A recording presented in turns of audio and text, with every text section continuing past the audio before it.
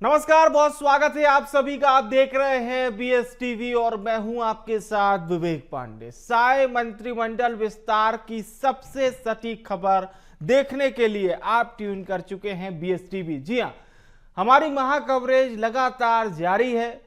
मंत्रिमंडल विस्तार से जुड़ी हम आपको हर बड़ी खबर से सबसे पहले अपडेट कर रहे हैं और सबसे सटीक खबर भी आप देख रहे हैं बीएस टीवी पर। तो इस वक्त की सबसे बड़ी खबर आपको बता देते हैं, क्योंकि बीएस टीवी की खबर पर 100% मुहर लग चुकी है। दरअसल गुरु खुशवंत साहिब, गजेंद्र यादव, राजेश अग्रवाल मंत्री बनेंगे, इस बात की पुष्टि आपके चैनल बीएस टीवी ने बीते दिन कर दी थी। और सबसे पहले सबसे सटीक खबर बीएस टीवी ने बताई थी, वो कारण भी बताए थे जो इन 3 विधायकों के मंत्री बनने में कारगर साबित हुए।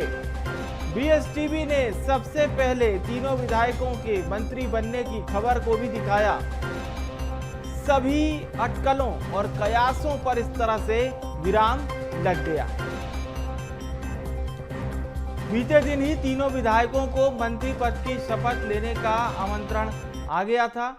सुबह 11 बजे राजभवन में शपथ ग्रहण समारोह भी होगा और शपथ ग्रहण समारोह के बाद तीनों ये जो नए मंत्री हैं ये दिल्ली भी जाएंगे और दिल्ली में ही पार्टी आला कमान से इनकी मुलाकात होगी। तो अभी आप तस्वीरों में देख सकते हैं, राजभवन जाने से पहले, मंत्रिमंडल की शपथ से पहले गजेंद्र यादव जो कि मंत्री बनने जा रहे हैं, उन्होंने भोलेनाथ की भक्ति की।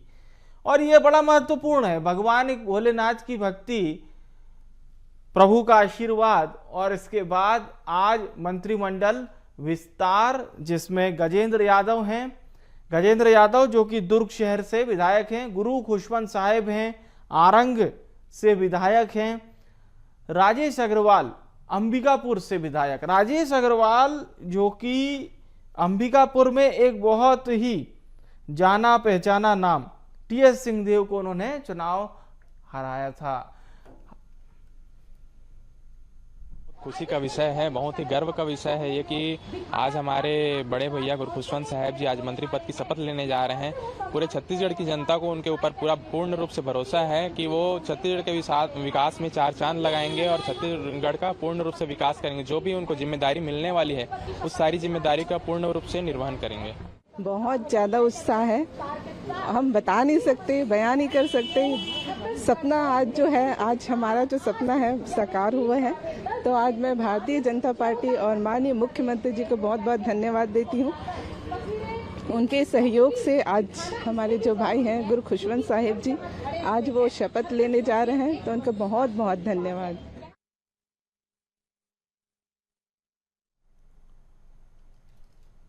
तो ये देखिए, आज के जो मंत्री बनने जा रहे हैं गजेंद्र यादव, गजेंद्र यादव दुर्ग शहर विधानसभा क्षेत्र से विधायक हैं, साय मंत्रिमंडल के नए चेहरे।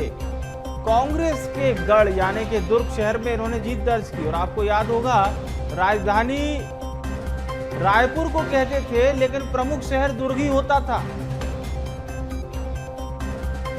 क्योंकि भूपेश बघेल सरकार में दुर्ग का एक अलग जलवा था और इसीलिए कांग्रेस का गढ़ भी कहा जाता है।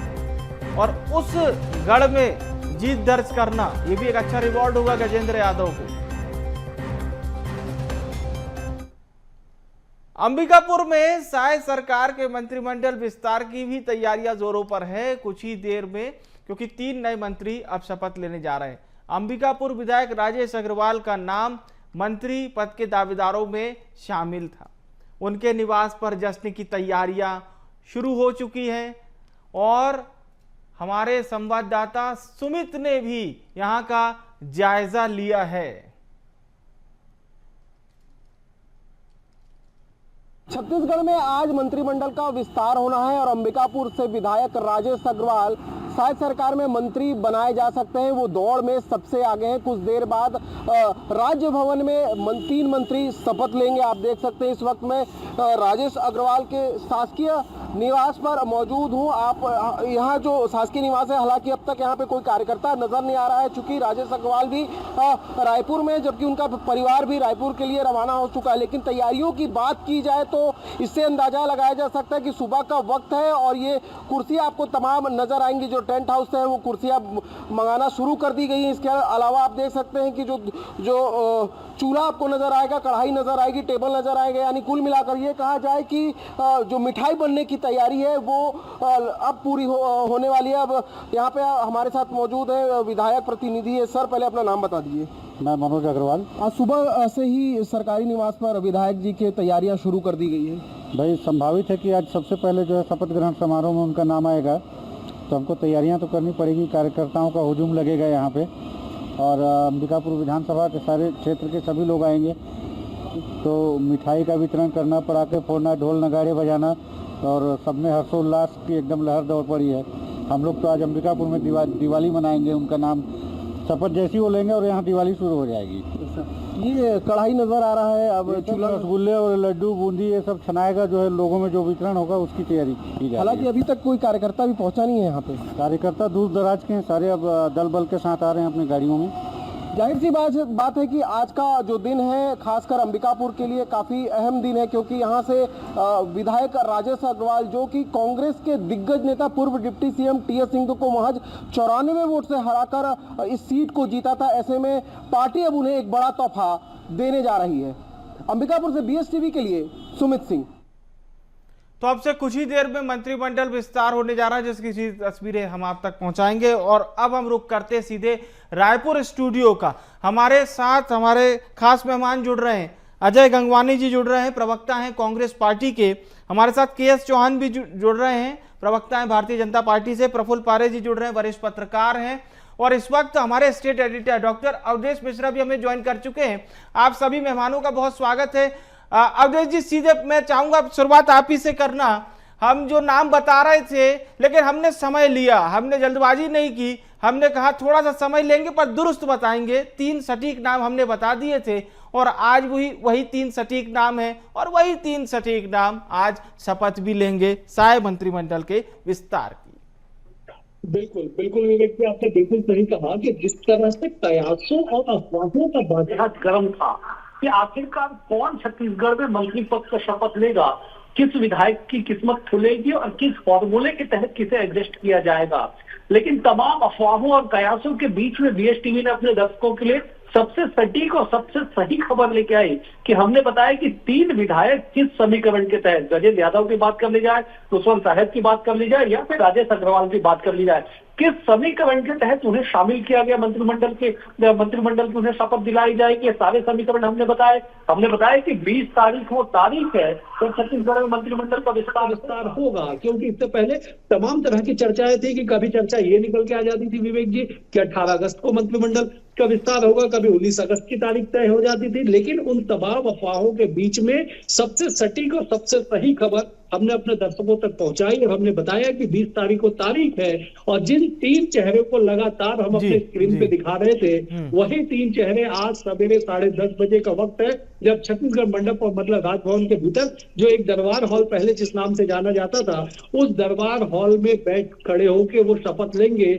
और आज जो है मुख्यमंत्री विष्णुदेव साय की जो पूरी सेना है वो तैयार हो जाएगी। जो नियम से जो सारे अनुच्छेद में जिस तरह का उल्लेख किया गया है कि 15% होना चाहिए, उन तमाम चीजों का जिक्र करते हुए आज फुलफिल हो जाएगा पूरी ताकत के साथ। आज से जो है मुख्यमंत्री अपने नेतृत्व में सरकार चलाएंगे। जो 3 कमियां थी, जो ताकत कम थी, वो ताकत आज मिल जाएगी। और इन 3 चेहरे को जो है बीजेपी ने भरोसा जताया, चाहे गजेंद्र यादव हो, खुशवंत साहब हो या फिर राजेश अग्रवाल हो, इनके जरिए मंत्रिमंडल को आज पूरा कर लिया जाएगा। जी बिल्कुल सही कहा आपने।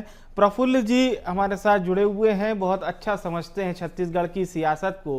प्रफुल्ल जी, क्या कहिएगा, ये 3 प्रमुख नाम, वैसे तो इंडिविजुअल हम जब सबके बारे में पढ़ रहे हैं तो समझ में आ रहा है कि आखिर कारण क्या रहे। नए नाम भी हैं, पहली बार विधायक बनते हैं और अब मंत्री बनेंगे, जिसमें अभी फिलहाल जैसा कि मैं राजेश अग्रवाल के बारे में देख रहा था, बहुत कम मार्जिन से टीएस सिंहदेव को हराया, लेकिन हराया, वो सीट जिता के दी जो कांग्रेस का गढ़ कही जाती थी, ये रिकॉर्ड हो गया। खुशवंत साहब, इनका भी बहुत अच्छा खासा रिकॉर्ड है, लेकिन ये उम्र दराज नहीं है, ये है युवा। तो थोड़ा सा हमारे दर्शकों के लिए आसान कर दीजिए इन बातों को कि ये 3 मंत्रियों के मंत्री बनने के कारण क्या रहे आखिर।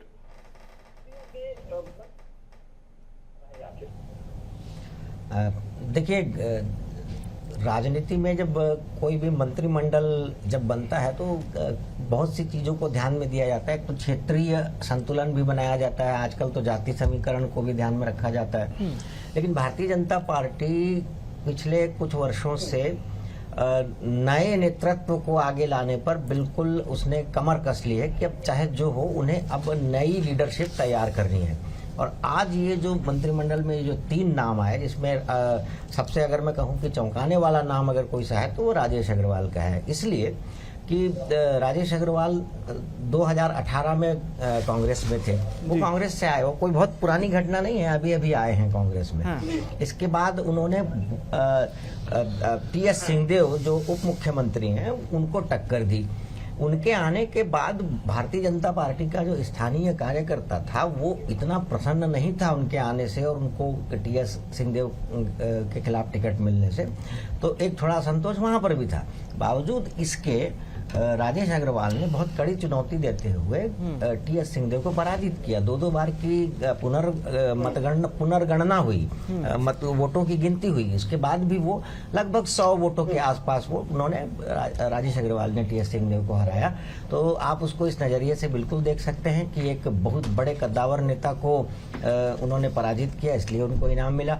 दूसरा, इसमें एक जाति समीकरण भी काम करता है, वो ये है कि बृजमोहन अग्रवाल जी अग्रवाल समाज से आते हैं, अमर अग्रवाल जी अब अग्रवाल समाज से आते हैं और बहुत वरिष्ठ हैं ये दोनों। तो इन दोनों को, एक को बृजमोहन जी को तो सांसद बना करके लोकसभा में भेज दिया। अमर अग्रवाल को लेकर के जरूर बहुत चर्चा होती रही कि उनको निश्चित रूप से कुछ स्थान मिलेगा, बहुत अटकलें लगती रही। लेकिन उनका नाम अंत समय में कट जाना या उनको महत्व न देना, इससे एक बात तो साबित हुई कि पार्टी किसी एक वरिष्ठ को आगे ला करके दूसरे जो अन्य वरिष्ठ नेता हैं उनके अंदर असंतोष नहीं चाहती, इसलिए हो सकता है उनका नाम वो पीछे रह गया। आगे चलकर क्या होगा वो पार्टी आने वाले समय में निर्धारित करेगा। अच्छा, तो तीसरा नाम खुशवंत साहब का है। खुशवंत साहब जो छत्तीसगढ़ में एक बड़ी आबादी है अनुसूचित जाति की, वो उस समाज से आते हैं, सतनामी समाज से, और वो गुरु हैं।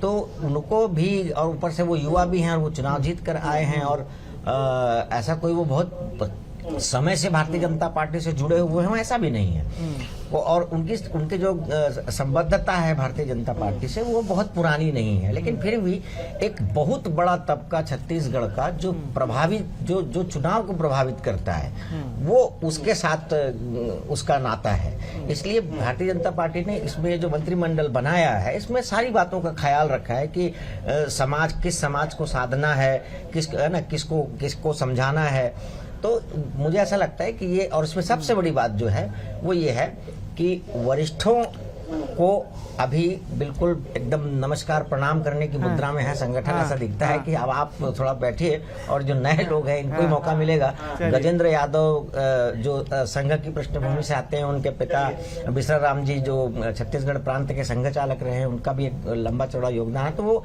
एक संघ कोटे से आते। अच्छा, उन्होंने भी अरुण वोरा जैसी हस्ती को हराया। तो अगर राजेश अग्रवाल ने टी.एस. सिंहदेव को हराया तो गजेंद्र ने भी अरुण वोरा को हराया, वो भी बड़ा नाम जी। तो इसलिए ये मंत्रिमंडल ठीक लगता है मुझे कि जो पार्टी ने किया ठीक बहुत अच्छे से आपने ब्रीफ किया हमारे दर्शकों के लिए। और जो दर्शक इस वक्त सुन रहे होंगे वो जरूर समझ गए होंगे कि आखिर इन 3 नामों पर ही क्यों मुहर लगी। के.एस. चौहान जी जुड़े हुए हमारे साथ, मुस्कुरा भी रहे हैं क्योंकि मुस्कुराना लाजमी भी है। पूरी तरह से अभी बहुत अच्छे मूड में, बहुत अच्छे मोड में भारतीय जनता पार्टी कार्य कर रही है। 3 मंत्रियों का इजाफा आप लोग कर रहे हैं। अब चौहान जी, चुनौतियां वही वाली हैं कि पुराने जो वरिष्ठ पूर्व मंत्री हैं, क्या वो तो अब आंखें नहीं दिखाएंगे, शाबाशी देंगे ना 3 नए मंत्रियों को?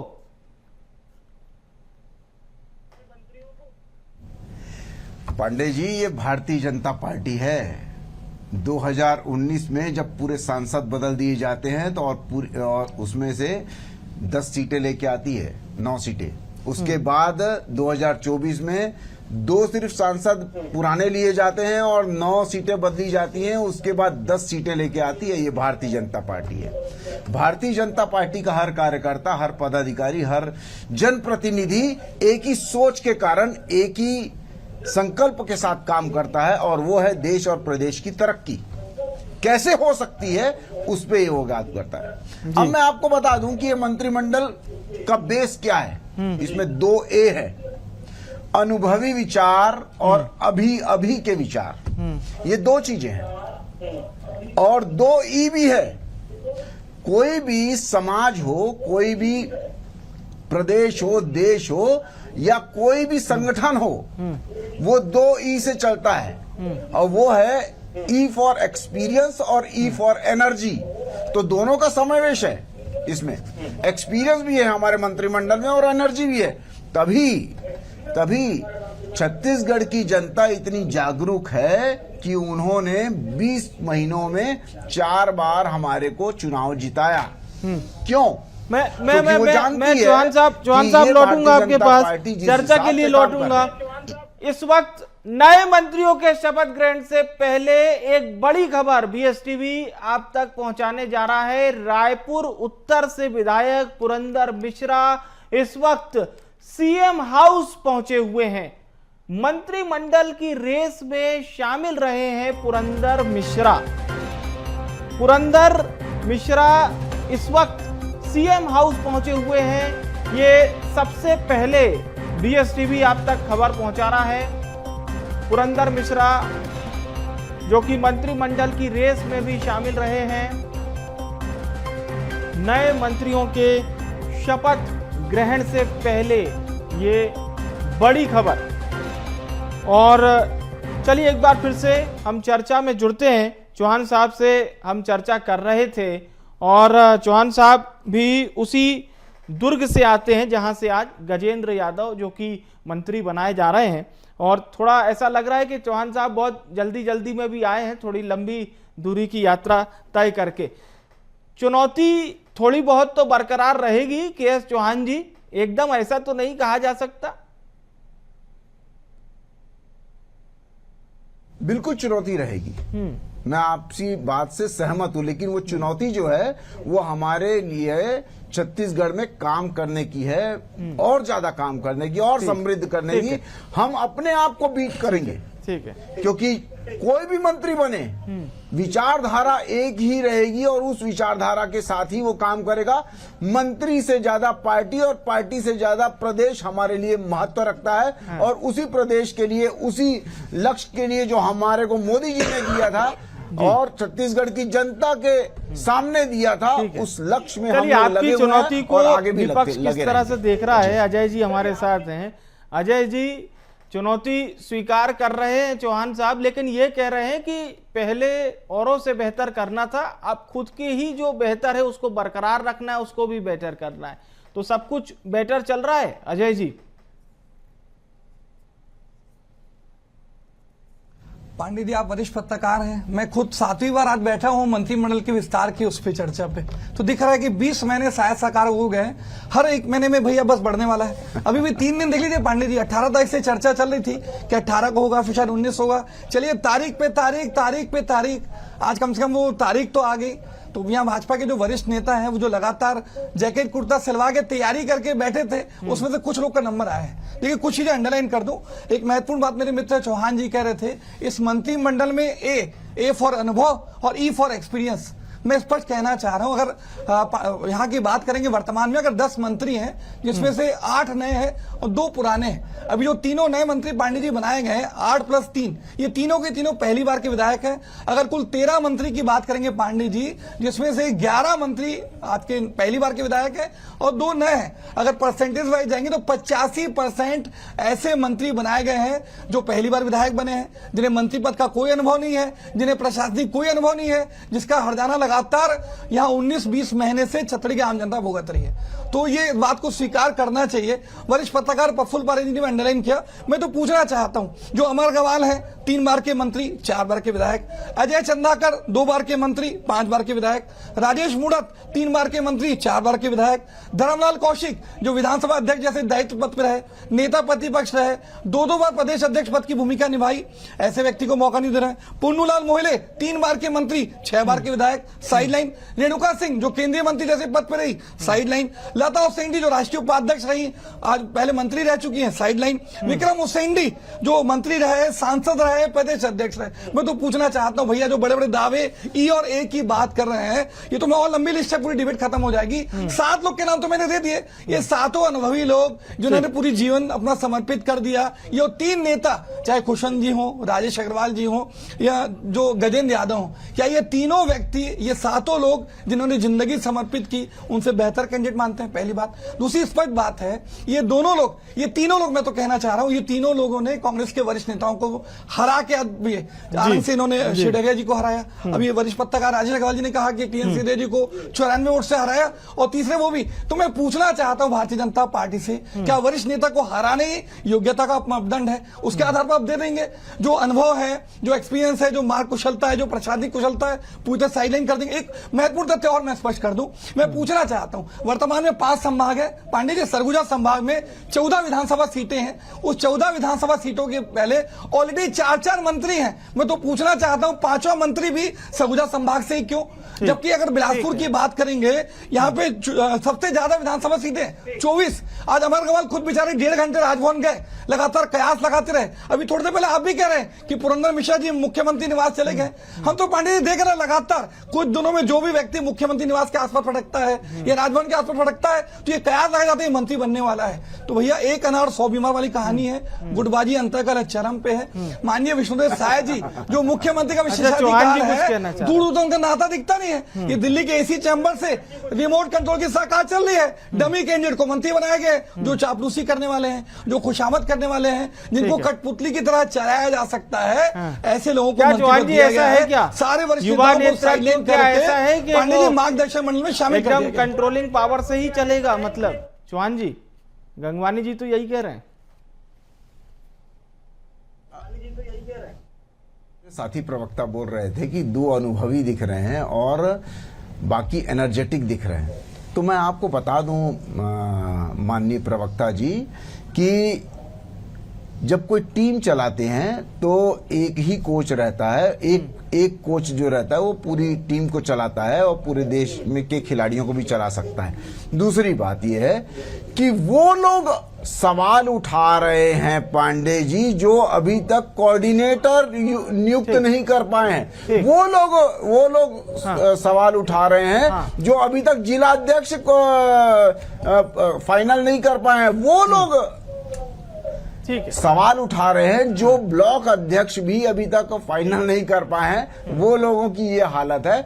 दूसरी बात मैं ये बोलना चाहता हूं कि जो हमारे 3 अभी जो मंत्री अभी जो सुनाई में आ रहा है कि वो बनने वाले हैं, तो आपके दिग्गज नेताओं को हरा के आए हैं। क्या वो दिग्गज नेता जो हैं वो क्या इतने नाकाबिल नहीं? सिर्फ एक ही क्राइटेरिया। और दूसरा हमने ये भी देखा है कि इनके सबसे वरिष्ठ नेता, जिनको ये बाबा के नाम से जानते हैं, वो 2.5 साल के बाद कितने चक्कर लगा चुके होंगे? मेरे ख्याल से जितनी उम्र हो चुकी है, इतने दिल्ली के चक्कर नहीं लगाए थे जितने पिछले 2.5 सालों में उन्होंने लगाए थे। इसको हम जारी भी रखेंगे। एक अपडेट हम हमारे state editor doctor Awadhesh Mishra ji भी हमारे साथ जुड़े हुए हैं। एक अपडेट हम ले लेते हैं। अवधेश जी, हमारे दर्शकों के लिए बता दीजिए, अभी 9:54 हो रहा है।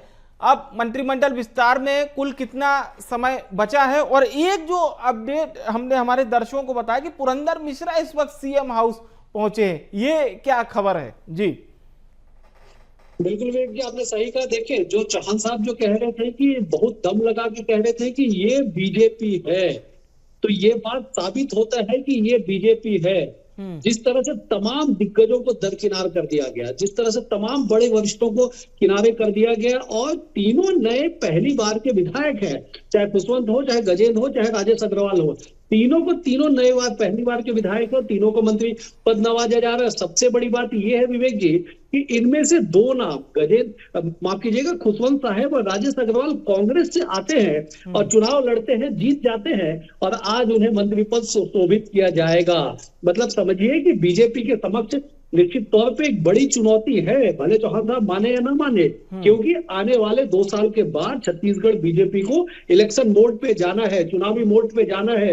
2028 वो साल है जब छत्तीसगढ़ में जनता के बीच में आपको जाके परीक्षा देनी है और ऐसे में दर्जनों, देखिए इसलिए चुनौती बढ़ गई विवेक जी, इस बात को समझना और समझाना होगा कि जिस दिन मंत्रिमंडल का गठन दिसंबर 2023 में कर दिया गया, अगर उस दिन इन 3 नामों को या नए विधायकों को शामिल कर दिया जाता तो जो आक्रोश, जो रोष, जो द्वेष, जो शिकायतें थी वो संभवतः साल भर के भीतर समाप्त कर लिया जाता, क्योंकि उसके बाद निगम मंडल की सूची और कई तरह के सत्ता में आपको भागीदारी का मौका मिलता है। लेकिन अब लगभग 20 माह के बाद तीनों नए विधायकों को लाना, ठीक है, बीजेपी ने अपनी तरफ से एक समीकरण बनाया कि हम अगर खुशवंत साहब के पास जाएंगे तो छत्तीसगढ़ के उन 10 एससी सीटों के अलावा जहां 10-12 और सीटों पे इनका प्रभाव है वो एक बड़े, उसमें बीजेपी की पकड़ मजबूत होगी। वो आरंभ से विधायक आते हैं, आरंभ से लगा हुआ क्षेत्र कसडोल है, बिलाईगढ़ है, उसके आगे आप चले जाइए जांजगीर है, शक्ति है, ये पूरा क्षेत्र जो है वो एससी बाहुल्य माना जाता है। तो ऐसे में गुरु खुशवंत का बड़ा प्रभाव वहां पे देखने को मिलेगा। गजेंद्र यादव समाज से आते हैं। अभी क्वांटिफाइबल डेटा आयोग की रिपोर्ट बताती है कि छत्तीसगढ़ में ओबीसी वर्ग में सबसे पहले नंबर पे साहू समाज और दूसरे नंबर पे यादव समाज है। तो ऐसे में एक बड़ा मैसेज है, बिहार का चुनाव सामने होना है, तो ये एक मैसेज देने की बात है। राजेश अग्रवाल को निश्चित तौर पे एक तोहफा दिया गया कि उन्होंने टीएस सिंहदेव को हराया और उस टीएस सिंहदेव को हराया जो छत्तीसगढ़ के पहले उप मुख्यमंत्री थे और जिनके नेतृत्व में कम से कम सरगुजा संभाग में चुनाव लड़ा जा रहा था। बीजेपी वहां 14 के 14 सीटें जीत जाती है। तो समीकरण बीजेपी का बिल्कुल सही है, बीजेपी जो स्ट्रेटेजी बना के चल रही है वो बिल्कुल ठीक है। लेकिन अजय जी जिस बात का जिक्र कर रहे थे कि चुनौतियां बड़ी है, जिन नामों का जिक्र अजय जी ने किया वो नाम निश्चित तौर पे उन्हें बीजेपी कैसे साधेगी, कैसे डैमेज कंट्रोल करेगी, आने वाला वक्त तय करेगा। बिल्कुल सही और उचित बात आपने कही अवधेश जी, आने वाला वक्त ही तय करेगा। आप सभी मेहमान हमारे साथ बने रहिएगा। इस वक्त हम यहाँ एक छोटे से ब्रेक के लिए रुक रहे हैं। ब्रेक की उस पार आपको और जानकारी पहुंचाएंगे साय मंत्रिमंडल विस्तार से जुड़ी हुई। देखते रहिए BSTV।